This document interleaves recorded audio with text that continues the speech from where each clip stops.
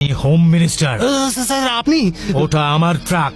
ট্রাকে আপনার নাম লেখা ছিল না, এই কথা বলেননি। এখন জেনে গেছিস তো, এবার আমার ট্রাকটা ফিরিয়ে দে। বেইমানি হয়ে যাবে। কি কি আবল তাবল বকছিস? 21,000 টাকায় কন্ট্রাক্ট নিয়েছি। কে দিয়েছিল কন্ট্রাক্ট? ভুলে যাও ওটা। আমি তোকে ডাবল টাকা দেবো, ট্রাক ফেরত দে। অন্যদের কথার দাম না থাকতে পারে, আমার কথার আছে। নেশা করে আছিস নাকি?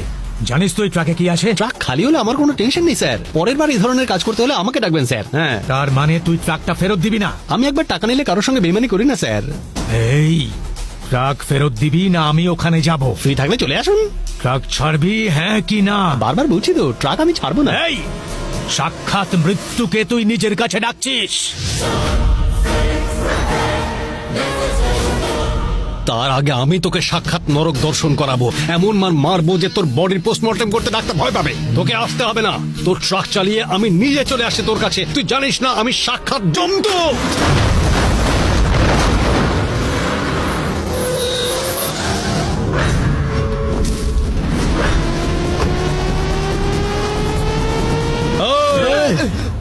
রিভার্স চল।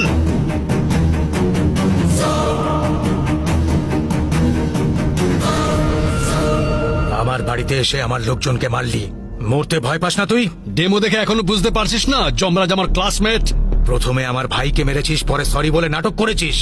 আগুন নিয়ে খেলছিস তুই। তোকে কোড ওয়ার্ডে বুঝিয়েছিলাম যে যেদিন আমার মাথা ঘাঁটবে সেদিন তোর মাথা ফাটবে।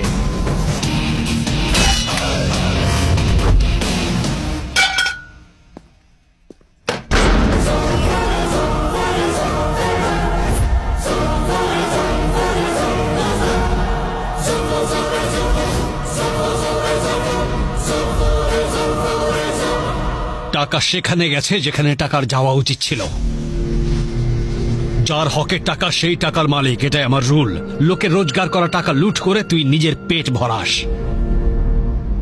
কাগজে লিখে নে, তোর সর্বনাশের কাউন্টডাউন শুরু হয়ে গেছে।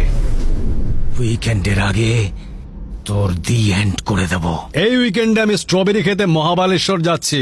দম থাকলে কিছু করে দেখাস, আমি ইকো পয়েন্টে থাকবো।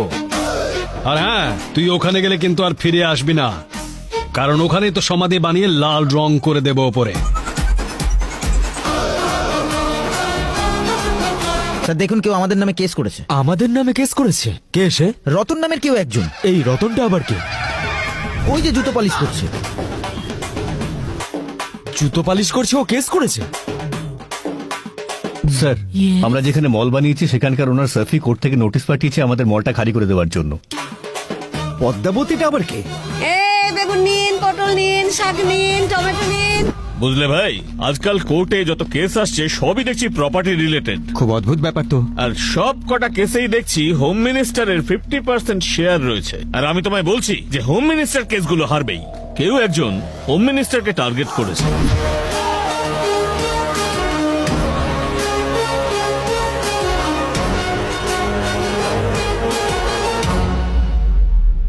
তোমার জমিটা ক্লেম করা হয়েছে। যদি জমিটা সত্যি তোমার হয় তাহলে তুমি জমির কাগজপত্র পেশ করো। এই যে স্যার পেপার, সার্ভে নম্বর 100 আর 101 আমাদের নামে আছে। যে সার্ভে নাম্বারের কথা উনি এখন বলছেন সেই সার্ভে নাম্বার কিন্তু অনেকদিন আগেই সরকার পাবলিকের নামে করে দিয়েছেন। এই হলো তার কপি স্যার। স্যার, ওই জমির সেল অর্ডারের পেপারগুলো আমার ক্লায়েন্টের নামে আছে, আপনি যদি চান দেখতে পারেন। ইওর অনার, এই জমিটা হয়তো সরকারের নামে থাকা উচিত ছিল অথবা গরিবদের নামে। এই জমিটাকে কেনা বা বিক্রি করা অপরাধ। সরকারি তরফ থেকে সেটা পরিষ্কার করে জানানো হয়েছিল। এই হলো তার প্রমাণ।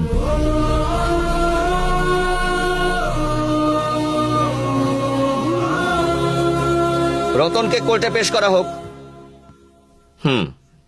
হুজুর, ছোটবেলা থেকে রাস্তায় বসে জুতো সেলাই করি। আমার বাপ ঠাকুরদাও এই কাজ করেছে। আমার ছেলে পুলেরাও হয়তো এই কাজ করতে করতেই মারা যাবে। কয়েক বছর আগেও ওই জমিটা খালিই ছিল।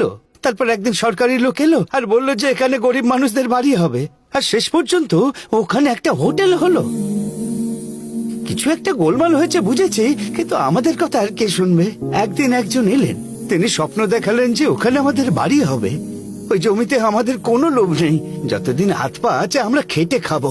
কিন্তু সেই মানুষটাকে ধন্যবাদ দেবো যিনি স্বপ্ন দেখিয়েছিলেন।